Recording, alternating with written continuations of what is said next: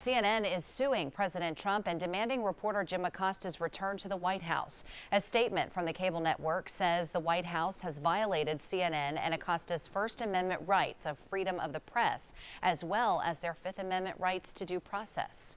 The White House suspended Acosta's hard pass when he tried to keep control of a microphone during a news conference last week. The White House has not commented on the lawsuit yet. Today,